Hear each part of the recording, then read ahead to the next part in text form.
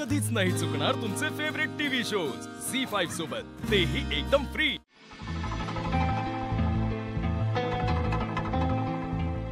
हे बघ, तिकडे तुझं सामान ठेव।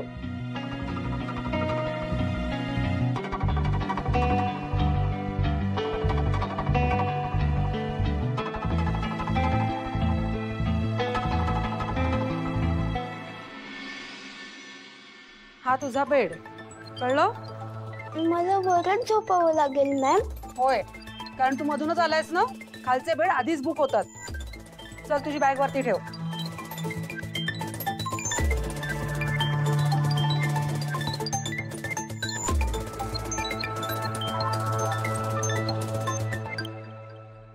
स्टुडंट्स, अटेन्शन हियर, सगळ्यांनी इकडे या। सगळ्यांनी लक्ष द्या। हा मुलगा आपल्याकडे नवीन जॉईन झालाय। याचं नाव आहे अन्वय रानडे। मॅम, ह्यांना सांगा ना मला बनी बोलायला। मला अन्वयची सवय नाहीये। बनी? कसलं फनी नाव आहे। स्टॉप। नो पेट नेम्स अलाउड। हॉस्टेलचा नियम आहे तसा। मॅम प्लीज मानू द्या ना, बनी म्हणायला मजा येते। नाही। Please ma'am, please please ma'am, please ma'am, please ma'am, please. अरे ओरडू नका। ओके फाईन, तुम्हाला काय म्हणायचं ना ते म्हणा। नियम सगळे खड्ड्यात घाला हा। आणि एक लक्षात ठेवा, ज्या उत्साहात आता ओरडताय ना, त्याच उत्साहात त्याला इथे ऍडजस्ट व्हायला मदत करायची आहे, समजलं? आणि तू रे, एका नियमात सूट मिळालीये म्हणजे प्रत्येक नियमात मिळेल असं होणार नाही। Yes ma'am. रोज सकाळी 5 वाजता उठायचं, फ्रेश व्हायचं, स्वतःचे कपडे स्वतः धुवायचे आणि 6च्या आत प्रार्थना करायची आणि ब्रेकफास्टला यायचं। ब्रेकफास्टला जर यायला उशीर झाला तर ब्रेकफास्ट मिळणार नाही। मेस कुठे ती मुलं तुला सांगतील। नुसती मान डोलवू नकोस।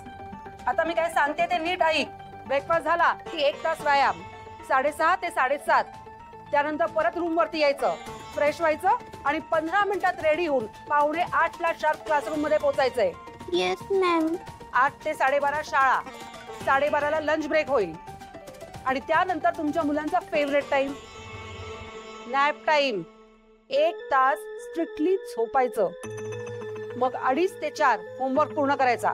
4 वाजता टी ब्रेक होईल आणि मग 4:30 ते 6:30 स्पोर्ट्सचं कोचिंग। येस, मला फुटबॉल आणि क्रिकेट टीम मध्ये सिलेक्ट व्हायचंय। मी आई बाबाला प्रॉमिस केलंय। ते तुझं तू बघ, पण कोचिंग झालं की 7:30 पर्यंत आम्ही मुलांना व्यावसायिक नॉलेज देतो। ते झालं की अर्धा तास जेवण आणि त्यानंतर अर्धा तास तुम्हाला हवं ते कॉमिक किंवा पुस्तक तुम्ही वाचू शकता। हो, पण 9 वाजता शार्प लाईट बंद होतील। गुपचूप झोपायचं। Ma'am, TV time?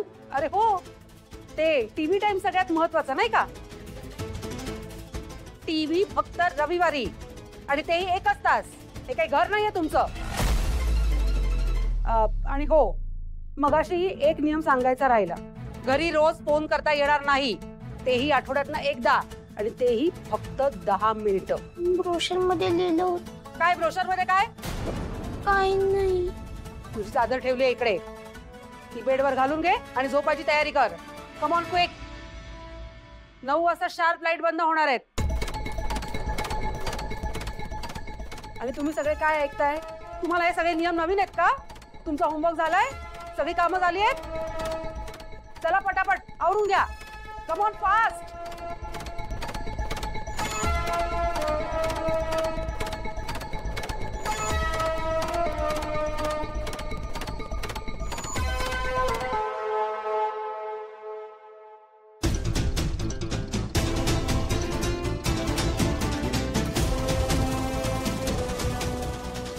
कर कर, त्याशिवाय शिकणार कसा?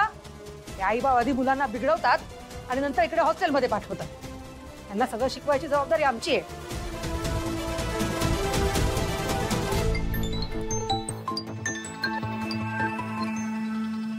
आई, कुठे आहेस तू? लवकर ये ना।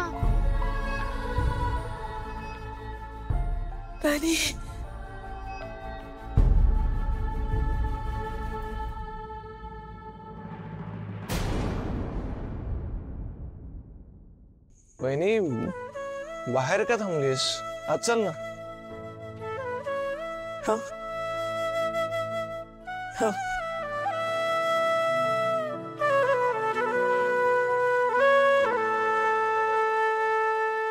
वहिनी तुझी दुखरी नस आता बरी झाली असेल ना? हा तशी बरीच बरी झाली आहे, पण पूर्णपणे थांबायला जरा वेळ लागेल. हे घे शेक बरं वाटेल. हा अरे काय किती वेळ, अखिल आला नाही अजून. अगं आई, ट्रॅफिक वगैरे लागलं असेल त्यामुळे उशीर झाला असेल. येतीलच एवढ्या. अगं रानडेंकडे गेला की काय एकदम म्हणजे डायरेक्ट. आत्या अरे म्हणजे ती असं सहज बोलले, असं डोक्यात आलं तर त्यात काय एवढं. अहो वहिनी चल. हे बघा आलेच.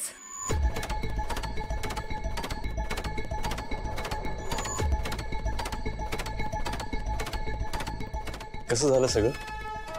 नाही म्हणजे बनी नीट सेटल झालं ना? नाही घाबरला वगैरे तर नाही? अहो मी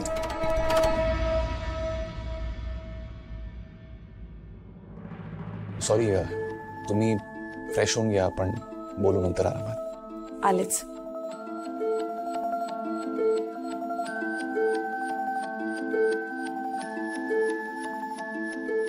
सुंदरा, मला माहितीये तू दुःखात आहेस, लांबच्या प्रवासातून आली आहेस, पण सांगू का, हे चिनू म्हणून दिवसभर उच्छाद मांडलाय ग. अवनीने कसं बस त्यांना भरवलंय, पण मी या अवस्थेत तिला काहीच मदत करू शकत नाही. जरा बघतेस का त्यांच्याकडे? आई मी बघते. अहो राहू द्या.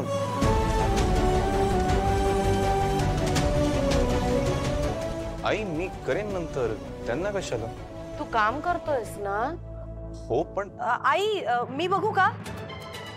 नाही मी बघते, शाळेचीच तयारी करायची ना त्यांची, नाहीतरी मी करते. तुझी कामं झाली आहेत? हा, उद्याची तयारी झाली आहे? नाही नाही ना, मग राहू दे. तशाही पोरी दिवसभर आई विना होत्या. ती करेल त्यांचं. काय ग, चालेल ना तुला? नाही तर म्हणशील आल्या आल्या सासूनी कामाला लावलं. नाही आई असं काहीच नाहीये, करते सगळं. आलेच.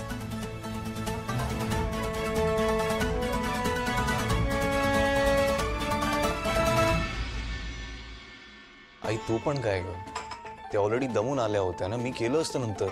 हो, घरात फक्त ती एकटीच दमते, आम्ही कुठं काय काम करतो.